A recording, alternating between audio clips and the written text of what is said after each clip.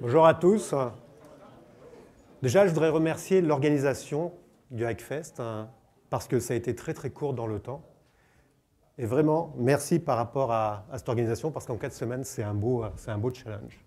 Et quand on veut rater une conférence, quand on veut rater justement un séminaire comme ça, un des trucs, c'est de s'en prendre beaucoup trop tard. Donc vraiment, félicitations. Donc bienvenue, ça va être au tour de ma conférence. Alors, 8 stratégies pour rater une crise. Habituellement, on explique comment réussir une crise. Puis j'ai fait beaucoup de conférences sur comment réussir une crise. En fait, les gens écoutent, puis après ils s'en vont, puis en fait la crise est ratée. Donc je me suis dit, la meilleure façon en fait, c'est peut-être d'expliquer comment est-ce qu'on va rater, comment est-ce qu'on peut faire pour bien rater sa gestion de crise. Comment est-ce qu'on peut foutre en fait sa gestion de crise en l'air et comme 60% des entreprises, déposer le bilan. Donc pour ça, j'ai fait cette conférence-là. Elle va être un petit peu interactive. Je vais vous poser les questions et puis vous allez répondre. Alors n'hésitez pas, parce que si vous ne répondez pas, ça va être un bide. À votre avis, la première stratégie, ça serait quoi pour rater une crise? Pas de plan. Comment? J'ai pas entendu. Cacher. Paniquer. Rien faire du tout. OK. OK, il y a pas mal de choses. Hop là. Ne pas être prêt. Je crois qu'il y a quelqu'un qui a dit ne pas avoir quelque chose. Ne pas être prêt. Alors surtout, si vous voulez rater votre gestion de crise, surtout là, ne faites rien. N'ayez surtout pas de plan de gestion de crise, de plan de continuité d'affaires, de plan de reprise informatique. Tout à l'heure, j'entendais des gens qui disaient « Ah, nous, on n'a rien chez nous. » Eh, bravo, bravo, vraiment, bravo. Oui, vous pouvez applaudir. Ouais, on est sur ça. L'objectif, c'est rater de sa gestion de crise. Première étape, donc ne pas être prêt. 60% des entreprises qui coulent après un sinistre, après une cyberattaque ou après un incendie, elles n'ont pas été prêtes. Mais qu'est-ce qui fait qu'elles ne sont pas prêtes? Titanic. Titanic, le concepteur du Titanic a fait un bateau insubmersible. Je ne sais pas si vous vous rappelez quand vous étiez petit dans votre baignoire, quand vous couliez le petit canard jaune ou bleu, il remontait, insubmersible. Confiance excessive. Titanic a tapé un petit glaçon et il a coulé. Et pas insubmersible. Excès de confiance. Pardon? Il y avait eu aussi un feu. Il y a eu plein de choses. Mais en tout cas, excès de confiance. J'ai fait le meilleur truc, ça ne peut pas m'arriver. Et ça, on le voit très très souvent dans les entreprises. Mais moi là, j'ai une cybersécurité d'enfer. Waouh! J'ai des murailles personne, j'ai la dernière technologie, je dépense des millions. Ça ne peut pas m'arriver. Et pourtant, il y a des entreprises spécialisées dans la cybersécurité qui se font hacker. C'est ballot. C'est ballot. Les autres choses, les petites entreprises, pourquoi moi? Moi, je suis tout petit. Bon, il n'y a personne qui s'intéresse à moi. Et pourtant, si vous êtes petit, ne faites rien. Mais les autres, ils sont prêts. Il y a plein de hackers tout autour de nous. Ils sont prêts à hacker les petites entreprises. Pourquoi les petites entreprises ou pourquoi les consultants? Parce que les petites entreprises ou les consultants vont travailler avec des grosses entreprises. Et donc c'est facile de passer par ces petits consultants qui n'ont pas justement une cybersécurité ou ces petites entreprises qui n'ont pas une cybersécurité ou une sensibilisation par rapport à ça. Excès de confiance. Donc si vous voulez rater en fait votre gestion de crise, n'ayez pas de plan. Et il y a des petites entreprises qui ne sont pas sécurisées, faites en sorte que justement, il n'y ait aucune préparation par rapport à ça. Puis quand on a des entreprises, surtout demandez-leur pas, est-ce que vous avez un plan de gestion de crise? Est-ce que vous avez justement des solutions par rapport à ça? Donc, excès de confiance. Décidément, voilà. Deuxième chose, si on veut rater sa gestion de crise, c'est de ne pas se projeter dans l'avenir. Considérer que des scénarios comme le 11 septembre, ça ne pourra jamais arriver. Qui se rappelle où il était le 11 septembre? Ouais. C'est un fait qui est tellement marquant qu'on ne pouvait pas imaginer que ça pouvait arriver. Et pourtant, on se rappelle tous où on était le 11 septembre. Et ça aussi, si vous voulez rater votre gestion de crise, envisagez pas le pire. Restez tranquille, gardez les chaussons. On ne s'inquiète pas, de toute façon, il n'y a rien de terrible qui peut nous arriver. Donc, on reste tranquille et on ne se projette pas dans l'avenir. On n'envisage pas tout simplement des cas qui sont exceptionnels. On se contente juste de se garder dans ce qu'on a déjà vécu. Donc, si on reste là-dedans, parfait, vous allez rater votre gestion de crise. Donc, surtout, ne vous projetez pas dans l'avenir, ne cherchez pas à voir des scénarios qui pourraient être particuliers, exceptionnels, qu'on ne pourrait pas penser. Très souvent, quand j'amène des scénarios dans les exercices de crise, je pousse des scénarios très très loin. Puis on me dit, mais non, mais ça ne peut pas arriver, ça. Mais non, ça ne peut pas arriver. Et surprenamment, et pourtant, ce n'est pas moi qui l'ai fait, surprenamment, 1 semaine ou 2 semaines, bah, ça arrive, on le retrouve dans les journaux. C'est ballot. C'est ballot. OK. Donc, vous l'aurez compris, si vous voulez rater votre gestion de crise, ne vous projetez pas dans l'avenir, ne faites pas de scénario, et puis, surtout, soyez très très sûr de vous, comme quoi rien ne peut vous arriver. C'est une bonne façon de rater sa gestion de crise. Il va falloir que j'arrive à cliquer sur le bon bouton, sinon ça va être « Comment rater sa conférence ?» OK. Deuxième façon pour bien rater sa gestion de crise, à votre avis. Comment ? Paniquer. Qui d'autre? Le déni. Oh, le déni très joli. Ne protester sans plan. Ne protester? Ne pas tester son plan. Oui. Oh, chercher le coupable. Ça, c'est bien. Le déni, les coupables, c'est pas mal dans la communication. Et en effet, oui, on peut l'applaudir parce que chercher un coupable, généralement, c'est un sacré biais qu'on utilise. C'est pas moi, et on va en parler d'ailleurs tout à l'heure. OK.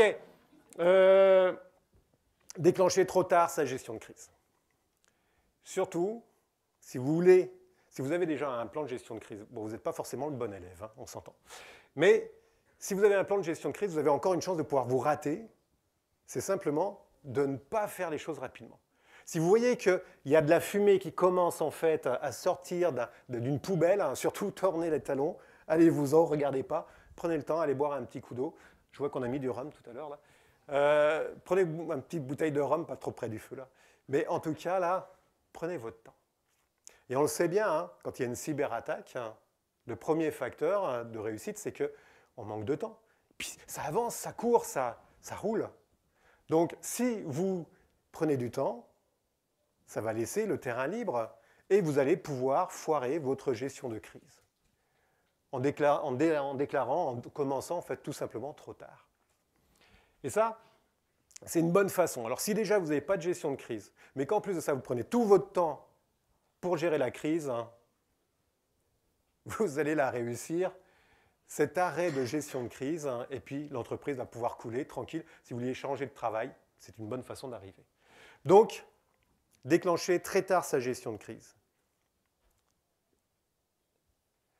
Un petit exemple, hein, et on le voit, vous avez pu entendre à ma voix, je suis français, donc je me permets de taper sur la France, hein, comme ça passe mieux. C'est à 5000 km, donc comme ça je ne peux pas avoir de problème. La pandémie, ça a été vraiment assez fabuleux, ça a été très très révélateur par rapport justement à préparer sa gestion de crise, préparer l'événement, faire de la veille, etc. Et en fait, je ne sais pas si on le voit ici, ben on ne le voit pas là, mais la date hein, du petit document là, c'est le 24 février 2020. La pandémie, on savait que ça allait démarrer en décembre. On le voyait, on voyait les signes par rapport à ça. Et on voyait, je ne sais pas si vous vous rappelez, il y avait une carte qui était faite par une université, je ne me rappelle plus laquelle, où on voyait des petits points rouges là. Puis c'était très drôle parce qu'à chaque fois qu'on se réveillait, le matin, il y avait plus de points rouges. Puis ça allait de la gauche, enfin de la droite vers la gauche. Donc il y avait quand même une bonne grosse direction. On pouvait se douter, c'est comme le petit pousset qui cherche les cailloux, machin, tu suis les cailloux et tu vas y arriver, tu vas trouver ton chemin. Ben là, c'était pareil, on le voyait bien arriver. Et en fait, hein, là, dans ce cas-là, ils ont commencé à bien prendre le temps en France hein, sur le fait de mettre en place juste des affiches. On ne va pas inquiéter les gens, on va juste mettre des affiches d'information. Puis si vous revenez d'un pays de Chine, bah vous pouvez peut-être, si vous avez envie, rester 14 jours chez vous, mais surtout, ce n'est pas une obligation. D'accord ? Donc, il y a eu beaucoup de choses de ce style-là qui sont allées. Donc, prenez votre temps.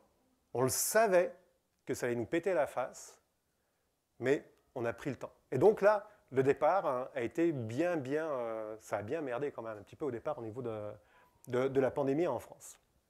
Donc, on met des petites affiches comme ça, on est tranquille, hein, et on prend son temps. Et puis surtout, on ne se prépare pas, parce que si vous vous préparez, vous allez rater votre gestion de crise.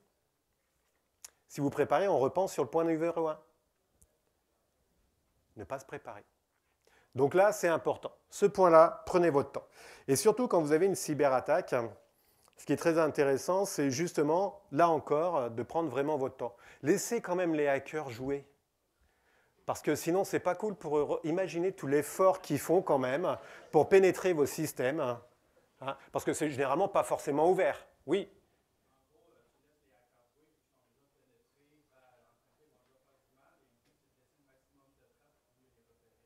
Oh, ça c'est bien, c'est une bonne approche. Comme ça laisse un maximum de traces, en effet, pour récupérer.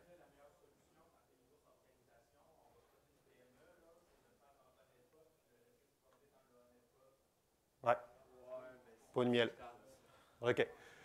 Donc, par rapport à ça, laissez arriver, laissez traîner, et vous êtes sûr que vous allez rater votre gestion de crise. Ça, c'est vraiment l'idéal. Laissez-les venir. On est sûr qu'on va rater par rapport à ça. Ah, je suis content, j'ai appuyé sur le bon bouton. Je ne me suis pas trompé. Ouf. Parce que quand même 5 fois. OK, allez, troisième solution, troisième stratégie pour justement, puis ça va rejoindre 2-3 petites choses qui ont été dites, pour bien rater sa gestion de crise. S'énerver, ah, c'est bien ça. Mentir, ouh, ça va rejoindre quelque chose que je veux dire tout à l'heure. Comment? Ouais. Ouais. Projection. Ah, microgestion. Oh oui, microgestion, c'est une sacrée merde, ça. En plus, ça, je suis filmé, donc là, c'est foutu. D'autres par là? Non? Comment? Accusation, ouais, ça rejoint ce que tu disais tout à l'heure. En effet, ça, l'accusation, c'est quelque chose qui arrive pas mal. OK, aucune stratégie de communication. Il y a pas mal de choses qui ont été dites là, qui tournent autour de la communication. Alors, si vous voulez bien rater votre gestion de crise, d'accord? Pas avoir de plan de gestion de crise, d'accord? Premier point. Ensuite de ça, surtout, prenez votre temps. S'il y a quelque chose là, allez à l'opposé de là où ça se passe, prenez un verre tranquille. Si vous voulez boire un rhum, ça va le faire. Et puis, troisième point, aucune stratégie de communication. On le sait dans les gestions de crise, hein, que même si, si vous avez déjà raté les 2 premiers points, hein, c'est-à-dire que vous avez été un très bon élève, j'en connais des élèves comme ça, là, qui cassent mon ambiance, et si vous avez votre gestion de crise, vous l'avez déjà déclenchée, ce n'est pas le bon point, mais vous pouvez vous rattraper. Ensuite de ça, si vous étiez trop rapide pour déclencher, vous pouvez encore le rattraper pour foutre en l'air votre gestion de crise. Troisième étape, là, c'est la communication. Donc si vous avez réussi les 2 premières, là, vous pouvez foirer la communication. Et ça, la communication, là, c'est quelque chose, là, régulièrement, ça vient taper dedans. Régulièrement. Dans toutes les gestions de crise que j'ai pu mettre en place, la communication, c'est le pire de mes cauchemars. Ils s'en foutent. C'est terrible. Et par rapport à ça, une des communications, c'est de faire attention sur la transparence, de faire attention sur le fait de ne pas mentir, etc. Il y a des règles par rapport à ça. Et on s'aperçoit que sur la communication, généralement, on ment un petit peu, on n'est pas toujours transparent, on est beaucoup dans le déni. Oui. Est-ce que ça doit inclure aussi, par exemple, que j'ai des équipes qui sont en train d'essayer de régler la crise, la gestion qui court-circuite pour parler aux gens directement? Ah, ça aussi. Ouais. Ça, je vais y revenir justement sur un des points par rapport à ça. Donc sur la communication, là, si vous êtes capable de foutre en l'air une crise, c'est grâce à la communication. 2 petits exemples avant que je passe sur l'autre exemple. Vous vous rappelez de BRP? Vous avez tous entendu parler de BRP. Et puis il y a un collège, j'ai oublié le nom du collège. Bon, BRP, quand ils ont eu leur crise, hein, ils ont fait de la communication institutionnelle sur leur site. Ce n'est pas la meilleure communication que j'ai pu voir par rapport à ça. C'était assez pauvre en termes de transparence, en termes d'explication, en termes de compassion vis-à-vis de ce qui se passait vis-à-vis des clients, etc. Et il y avait un gros pavé sur le juridique. Attention à ce que vous dites, blablabla, blablabla. D'accord? Ça, c'est une communication. Si vous voulez bien foirer votre communication, prenez cet exemple-là.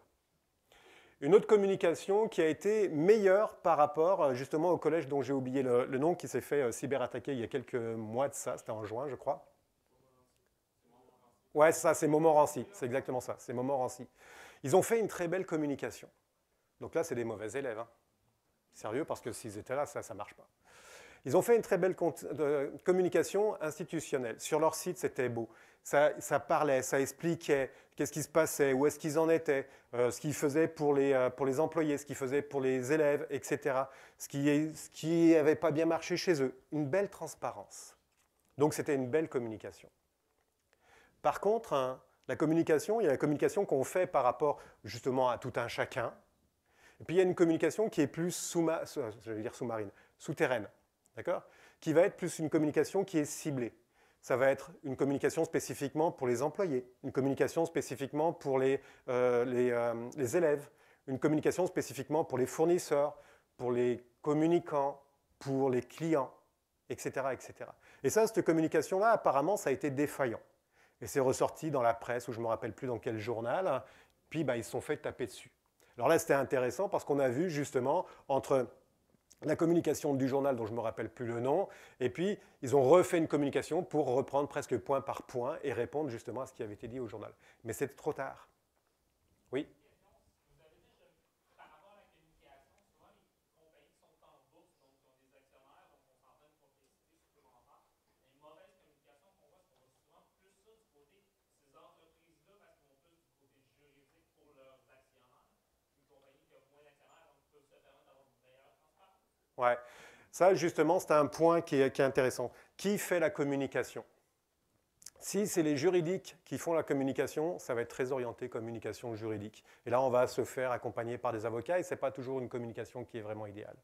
Si c'est une communication RH, on va regarder le volet plus RH. Si c'est une communication technique, on va s'emmerder. D'accord? Il y a pas mal de techniciens, il faut que je fasse gaffe, je vais me faire envoyer des chaises. Donc par rapport à ça, en effet, c'est très important. Et quand tu dis là, en bourse, en effet, ça amène en fait à un stress supplémentaire en termes de communication. Mais il y a des concepts de base sur la communication et la transparence, la véridique, le fait de ne pas rejeter la faute aux autres, etc. C'est tous des concepts de base qu'on doit avoir dans la communication. Et ça, on ne l'a pas en fait. On fait généralement pas mal le contraire. Donc, si vous voulez rater votre gestion de crise, faites le contraire. Oh, dis donc, je m'habitue, je clique vraiment sur le bon bouton. Deux types de communication. Une communication sur Samsung. Je ne sais pas si vous vous rappelez, il y a quelques années de ça, les portables Samsung, ça prenait un petit peu feu. Heureusement, je crois que ça n'a jamais pris feu dans un avion, j'en suis pas sûr. Mais heureusement, sinon ça aurait été encore plus dramatique. Donc Samsung, déni. Je crois qu'il y a quelqu'un qui disait déni au fond, là. Déni. Oh bah c'est pas nous, c'est les gens, c'est les clients. Ils utilisent mal le téléphone, ils le mettent au soleil, machin, etc. Bah, ça n'a pas bien passé parce que les clients, c'est quand même leur cœur de business. Hein. Si vous dites à vos clients que c'est des cons et puis qu'ils ne savent pas utiliser le matériel, ça ne marche pas trop. On se coupe pas mal de la clientèle. Donc, ils ont très très vite changé en fait par rapport à ça. Ils ont changé d'un tout au tout, avec le fait de dire, c'est pas nous, c'est les autres. C'est jamais arrivé chez nous, c'est du fake. D'accord? Ils ont changé ça en disant, ok, on reconnaît, on a des problèmes en fait dans les chaînes de fabrication. Maintenant, venez voir nos chaînes de fabrication et venez voir les contrôles que l'on fait. Et donc, ils ont changé, ils ont été totalement transparents sur leur façon de fabrication, etc. Et ça a été vraiment efficace. Donc là, pour nous, dans notre cas, là, c'est des mauvais élèves. Hein. Mais n'empêche que ça a été efficace. Ils ont réussi à changer justement la perception des clients sur le fait qu'ils étaient mauvais, sur le fait qu'ils mettent des contrôles, que c'est de la qualité, que le produit est fabuleux. Et suite à ça, il y a eu des parts de marché qui ont été pas mal prises. Deuxième exemple, c'est Volkswagen. Puis ça a été le cas avec d'autres voitures. Il y a des contrôles techniques là, sur la pollution, etc. Et puis, ils ont un petit peu joué avec les chiffres. 3 fois rien. Mais ils se sont fait pincer. Ça, c'est ballot. C'est comme quand on copie sur son copain et qu'on se fait pincer. Ça ne marche pas. Donc, ils se sont fait pincer. Déni, c'est jamais arrivé, c'est pas nous, etc. On n'en fait jamais ça, blablabla, blablabla. Ils n'ont pas changé en fait leur communication, ils ont continué. Donc dans notre cas, comment rater notre gestion de crise? Très bon élève. D'accord? Donc ça là-dessus, la communication de crise, hein, si vous avez réussi vos deux trucs, deux premiers là, vous pouvez bien rater dans la communication de crise. Vraiment la communication de crise, si vous avez réussi une belle communication de crise et puis que une bonne gestion de crise et puis que vous merdez la communication, bah c'est foutu. Ce qu'on va se rappeler, c'est que c'était une mauvaise gestion de crise. Et généralement, hein, quand on fait des communiqués de crise, hein, il faut prévoir hein, qu'on vous reprend à revers, qu'on vous dit, bah non, c'est pas bien ce que vous avez fait. Et quand on fait une communication de crise, il faut toujours essayer d'avoir un pas d'avance sur ce qui va être dit sur la propre communication. Une communication de crise peut générer une autre communication de crise. Bon, je vais arrêter là avec cette partie-là. Les trois petits singes. Allez, quatrième façon. Comment? Le déni, ouais. Le s'isoler, ouais, s'isoler. Aveuglement volontaire, ouais, c'est pas mal ça. Aucune transparence. Je reviens encore sur la transparence. D'accord? Aveuglement volontaire, oui, en effet, parce que c'est un manque de transparence. Le déni, c'est pareil, c'est ce que ça va amener, le manque de transparence, entre autres, sur le fait qu'on ne va pas reconnaître ce qui se passe. Donc si on ne reconnaît pas ce qui se passe, hein, bah pourquoi est-ce que je serais transparent avec ce qui s'est réellement passé, puisque moi-même, je ne le reconnais pas. Donc cette notion de transparence, hein, si vous voulez mettre en l'air, foutre en l'air votre gestion de crise, ne soyez pas transparent. Dites clairement qu'il n'y a rien qui se passe d'anormal chez vous, que vous n'avez pas eu de cyberattaque. Et quand on regarde d'ailleurs les communications de crise, hein, c'est vraiment très intéressant là-dessus, c'est nous avons une suspicion de quelque chose qui se passe dans notre informatique. Les gars, ils sont à l'arrêt. Hein. Ils savent clairement que c'est bloqué, il n'y a plus rien qui tourne. Non, on a une petite suspicion. Donc pas de transparence. Donc si vous voulez rater votre gestion de crise, pas de transparence par rapport à ça. Ça va être vraiment super efficace. Là aussi, il y a tous les journalistes qui vont vous tomber dessus. Oui, et puis je te demande de parler un petit peu plus fort, s'il te plaît. Moi, j'ai connu pire que ça. Mon ancien employeur, là, il mentait aux clients. En gros, disons que quand c'était un problème comme Decodo, Anonymous, un interne a bloqué les accès de tout le monde, Anonymous. OK.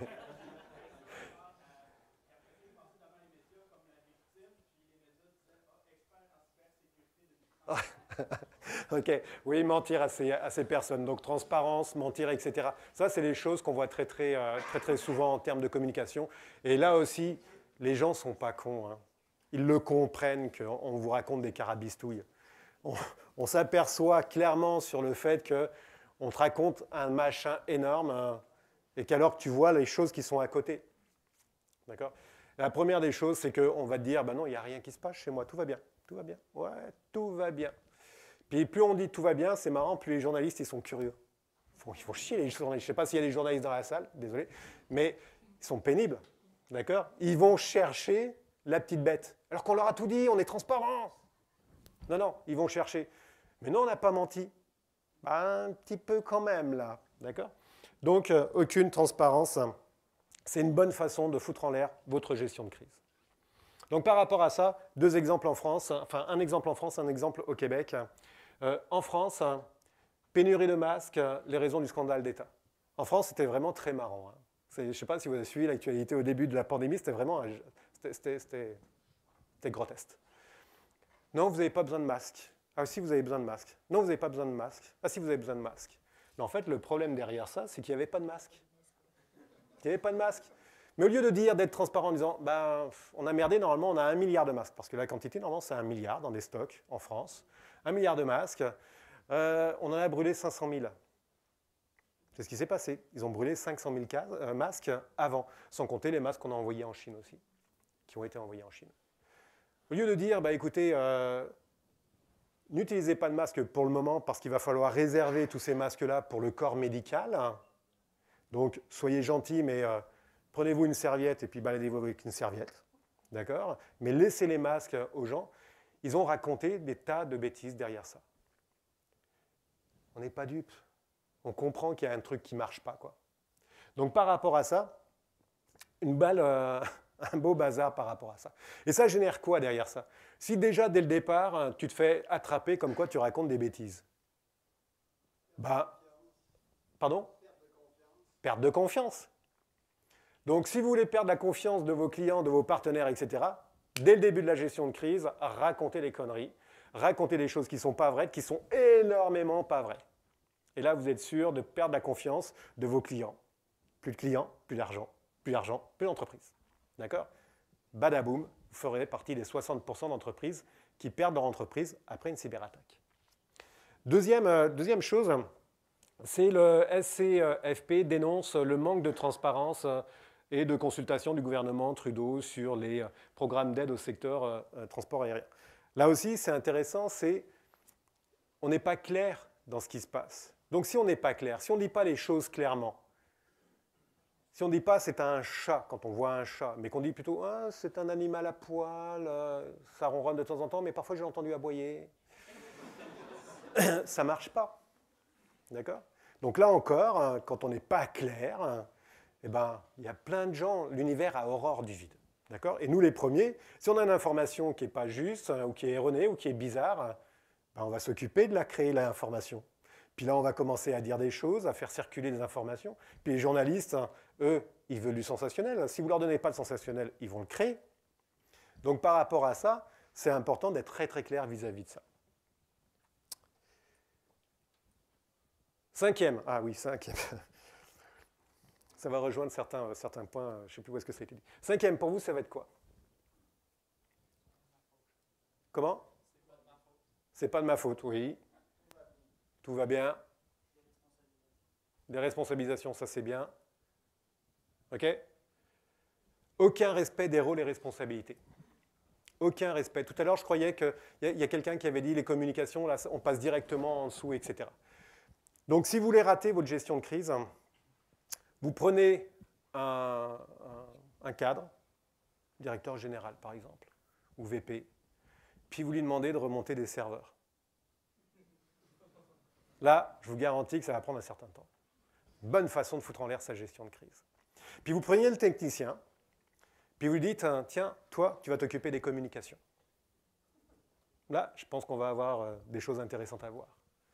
Donc, dans une gestion de crise, il y a des rôles. Ces rôles, chacun doit connaître son rôle. Le président préside, le coordonnateur coordonne, le communicant communique, le juridique s'occupe de commencer à regarder les aspects juridiques parce que ça va lui tomber sur le coin du nez.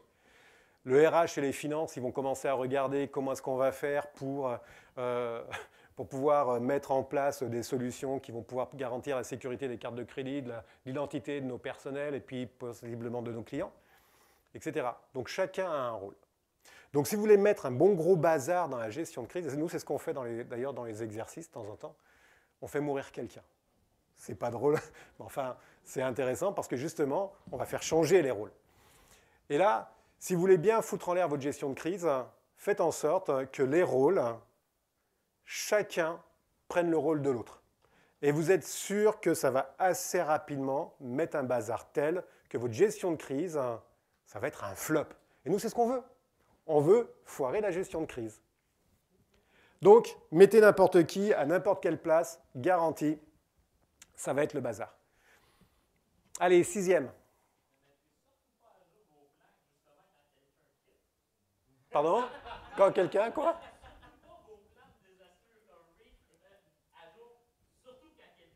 Ouais, tout à fait. OK, point 6. Aucune vision globale. Ça rejoint justement quand on quitte. Aucune vision globale. Tiens, quand on jette une pierre dans de l'eau, qu'est-ce que ça fait? Oh, j'aurais pensé qu'il y en avait un qui m'aurait dit ça fait plouf. Mais oui, c'est ça, c'était la réponse que je voulais. Ça fait des vagues. Et ce qu'il y a d'intéressant, c'est que dans une gestion de crise, on se concentre en fait sur le plouf, le premier truc. Et on ne regarde pas le reste. On regarde ça. Et je crois qu'il y a des cyberattaques qui font qu'on va vous faire un petit truc par là, là. Donc tout le monde va se précipiter. Les terroristes font ça aussi très bien. Hein. Tout le monde va se précipiter pour gérer le problème justement à régler. Mais hop, ça va passer discretos de l'autre côté. Les terroristes, eux, ils font péter une bombe dans un sens. Tout le monde part dans l'autre. Et ils font péter une deuxième bombe ici. D'accord ? Donc, ne pas avoir de vision globale, hein, c'est de regarder pas plus loin que le bout de son nez. Tiens, regardez le bout de votre nez là. Pas pratique hein, pour regarder, ça fait tout flou derrière. D'accord ? C'est ça. En gestion de crise, si vous voulez foutre en l'air votre gestion de crise, surtout, vous regardez juste votre bout de nez en louchant, comme ça vous allez voir que ça va être nickel pour le reste.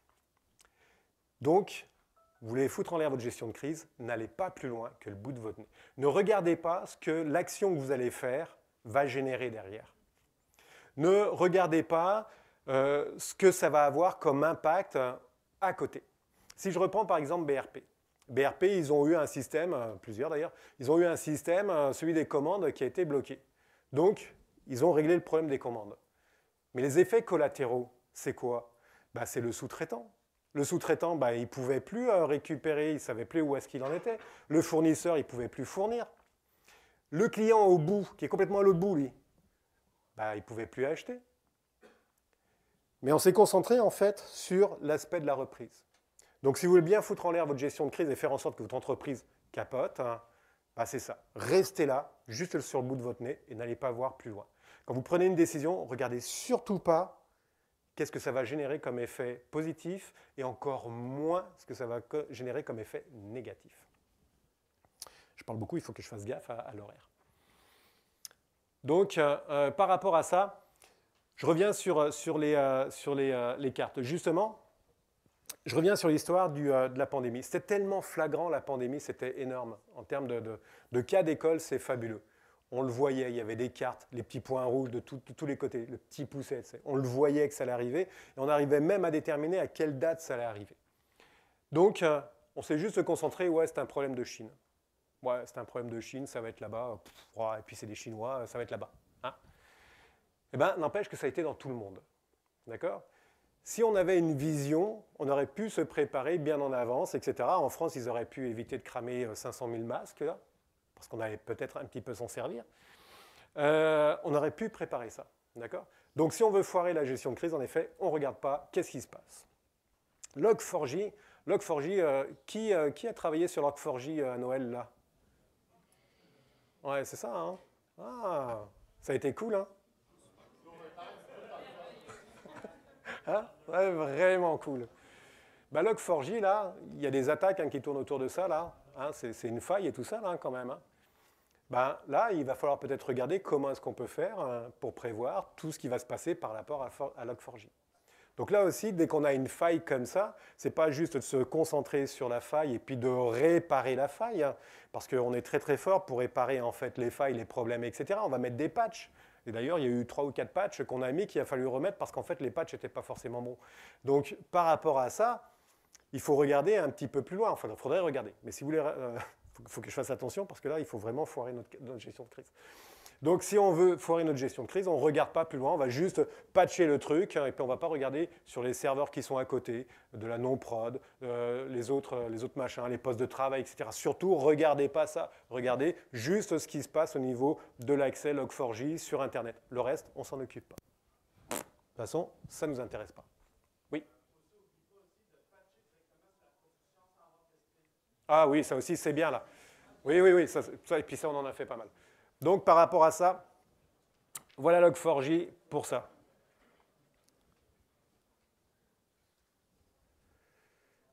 Septième.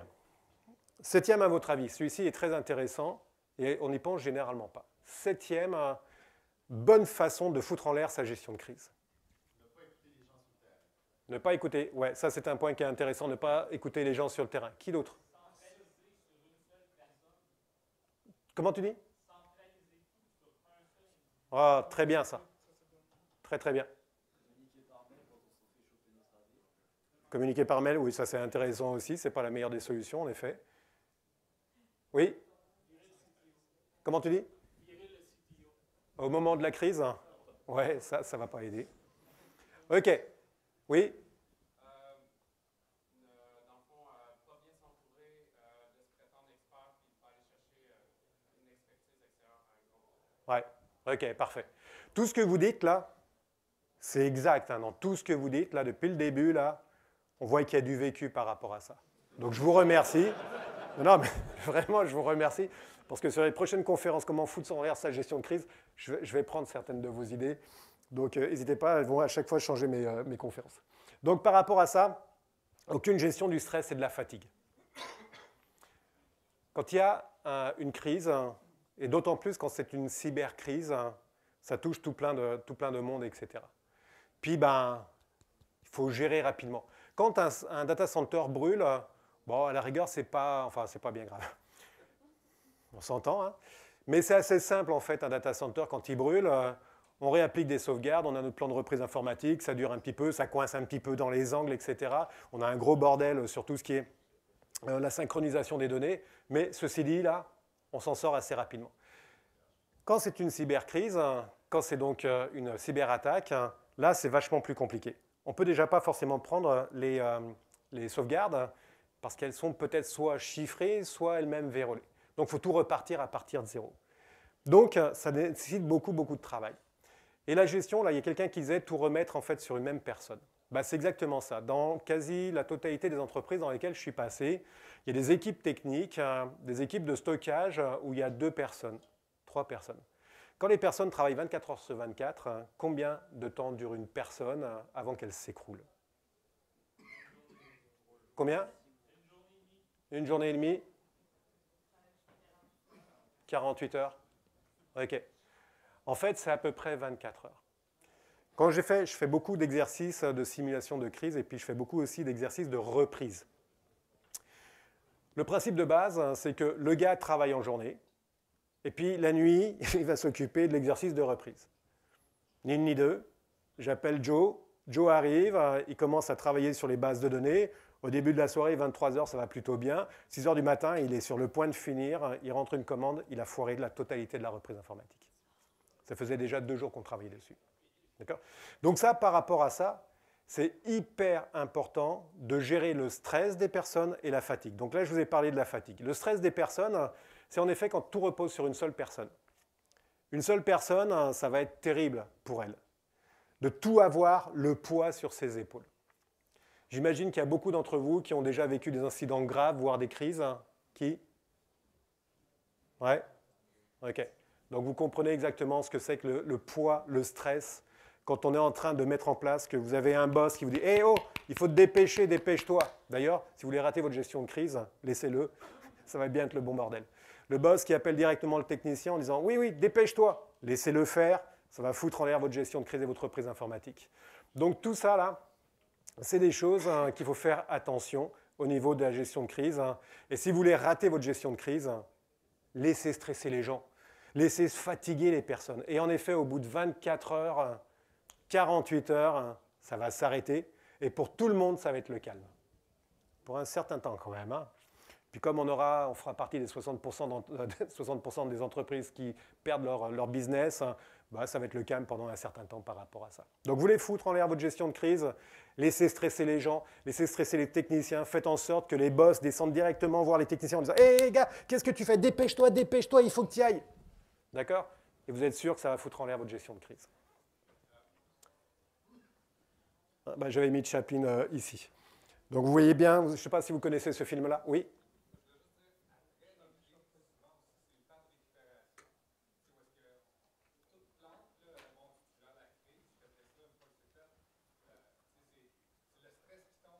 Ouais.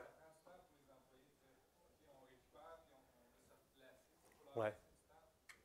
Très bien. J'aime ta remarque. En effet, par rapport à ça, sur la phase du stress, en effet, il y a un moment où il y a une dégringolation vous m'avez compris. Ça tombe, il y a un gros coup de mou derrière. Il faut laisser en effet le temps de récupération. Ça veut dire aussi qu'il va falloir gérer les rotations des personnes et le repos. Accepter qu'une personne, elle n'est pas capable de pouvoir travailler, qu'elle n'est pas capable de pouvoir... Mais là, c'est l'autre partie du truc. Là. Je m'avance. Non, vous voulez foutre en l'air votre gestion de crise, faites travailler les gens. Allez, 8. Ça, c'est un geste que je ne connaissais pas de là où je viens, loser. Je vois que ça passe vite, donc je vais avancer. Par rapport à ça, aucun apprentissage de la crise. Si vous avez survécu à cette crise-là, c'est que vous êtes déjà de mauvais élèves. Parce que le but de la conférence, quand même, c'est de foutre en l'air sa gestion de crise. Mais bon, imaginons, malgré tout ce que vous avez fait, vous en êtes sorti. D'accord? Bah, surtout, la dernière étape, c'est ne faites pas d'apprentissage de votre crise. Parce que vous risqueriez de réussir pour la prochaine. Ce serait dommage. Vraiment, ce serait ballot. Donc, pas d'apprentissage de la gestion de crise par rapport à ça. Donc, revoyez pas votre méthodologie, des choses qui n'ont pas fonctionné, etc. Conservez bien les choses qui n'ont pas fonctionné. Virez les choses qui ont fonctionné. Non, ça ne marche pas. Les trucs qui vont fonctionner, non, c'est pas bon. C'est pas bon. Donc, pas de méthodologie, process, etc. Comment? Ouais, surtout documente pas. Sinon, tu vas être trop bon pour la prochaine crise. Hop, stop. C'est vrai que c'est pas facile. de donner l'inverse de ce qu'il faut réellement faire. Mais bon, vous avez pu voir que vous aussi, vous avez donné des choses qu'il fallait faire. Donc, maintenant, vite fait quand même, parce que je voudrais que tout le monde reparte avec cette idée de qu'est-ce qu'il faut que je fasse pour ma gestion de crise, pour qu'elle réussisse. Et donc, je vais vous donner vite fait 8 stratégies pour réussir sa gestion de crise par rapport à ça. Première stratégie, soyez prêts. Si vous n'avez pas de gestion de crise actuellement là, dépêchez-vous à en avoir une. Parce que les cyberattaquants, eux, ils sont prêts. Ils sont prêts. Ils attendent que ça. Donc soyez prêts. Si vous avez une gestion de crise et puis que vous ne l'avez pas testée dernièrement, testez-la. Qui a testé sa gestion de crise il y a moins d'1 an? Ok. Moins de 2 ans. Ok. Ben pour tous ceux qui n'ont pas levé la main là, je vous invite à vous dépêcher. Donc préparez-vous vite. Déclenchez rapidement. Et vous le savez aussi bien que moi, même d'ailleurs mieux que moi, puisque vous êtes plus des spécialistes que moi dans la cybercrise, enfin dans la cybersécurité. Plus vite on intervient, plus vite on va limiter les dégâts. Donc, réagissez rapidement. Ça veut dire quoi? Ça veut dire qu'il faut que vous ayez des process de réaction que je préviens. Est-ce que mes employés, ils savent quoi faire s'ils ont un événement qui se passe mal sur leur PC, s'ils ouvrent un courriel malicieux, etc. S'il y a le patron qui lui dit « Tiens, rentre ton user et ton password, je vais t'offrir un voyage aux Bahamas. » D'accord? Quand il y a ce genre de choses-là, ils devraient être informés. Donc là-dessus, vraiment très très rapidement, réagissez vite, vite, vite. Et il y a une stratégie de communication. Sachez ce que vous allez communiquer. On le sait par quoi est-ce qu'on va être attaqué. 80%, 90%, c'est du rançongiciel. Dans le rançongiciel, il y a du vol de données. On le sait. Donc au minimum, il faut avoir une communication qui porte sur ça. Pour savoir, tiens, on s'est fait voler nos données. Voici ce qui est prévu par rapport aux employés, aux clients. Voici ce qu'on a prévu. Tout ça, c'est des choses qu'on le sait par avance. C'est tous les jours qu'on vit des cyberattaques avec du rançongiciel. On ne peut pas dire qu'on n'est pas au courant. Donc la communication, la portée là-dessus. Faire des communications qui sont personnalisées vers les employés, vers les clients, vers les fournisseurs, etc. Tout ça, ça se prépare avant. Soyez transparent et clair. Soyez transparent et clair. Vous avez le droit de dire « je ne sais pas ». Si c'est réellement le cas, que vous ne savez pas, vous avez le droit de le dire « je ne sais pas ». D'accord? Vous avez le droit de dire « je ne peux pas vous répondre à cette question-là parce qu'il y a une enquête policière en cours et que ça fait partie du domaine policier, donc je ne peux pas vous répondre par rapport à ça ». Vous avez le droit. Mais soyez clair, quand il y a des choses qui ont merdé, vous avez le droit de dire aussi « on a merdé ».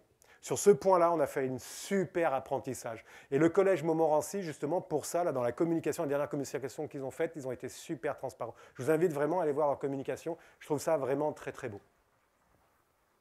Je vois que ça applaudit à côté, je vais me dépêcher vite fait. Et il y a un rôle et responsabilité par rapport à ça. Le président préside, le technicien technique, l'expert expert, etc. Chacun son boulot. Une fois que c'est déterminé en avance, vous êtes sûr de réussir votre gestion de crise. Ayez une vision globale. Il y a une action, prenez la pierre là, avec les vagues, d'accord? On va gérer l'incident qui est au milieu là, mais il va falloir s'occuper des vagues, parce que les vagues, à un moment ou à un autre, elles vont atteindre la berge et elles vont mouiller les petits cailloux ou l'herbe, etc. Et ça peut générer du bazar derrière. Donc ayez une vision globale par rapport à ça. Gérez les stress de votre équipe, le repos, le stress.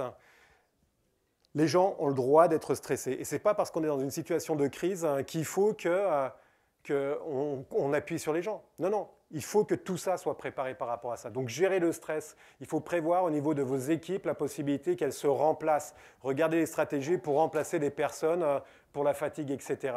Super important, le stress. J'ai un cas d'un ami qui a eu un accident de voiture assez grave à l'issue d'un exercice de crise parce que justement, il avait été fatigué. Donc ça, vis-à-vis des humains, des équipes que vous avez, c'est un facteur numéro 1. Et s'il y a des gestionnaires, pour les gestionnaires, c'est une obligation qui peut aller très très loin. Apprenez de la crise. Si vous en sortez sur cette crise-là, c'est tout du bénéf. Mettez à jour, je ne sais plus qui c'est les procédures, mettez à jour vos procédures, regardez ce qui a bien fonctionné, super. Ce qui n'a pas bien fonctionné, actualisez-le, faites-le fonctionner par rapport à ça. Allez, une 9e. Une des meilleures, ça va être tout simplement ayez un plan de gestion de crise. Là, il y en a à peu près 5 qui ont levé la main, qui ont testé. J'imagine que les autres, si vous n'avez pas testé, c'est que votre plan de gestion de crise, il doit être soit tabletté, soit vous n'en avez pas. Donc, je vous invite à faire une gestion de crise. Et voilà, ça va se terminer par rapport à ça.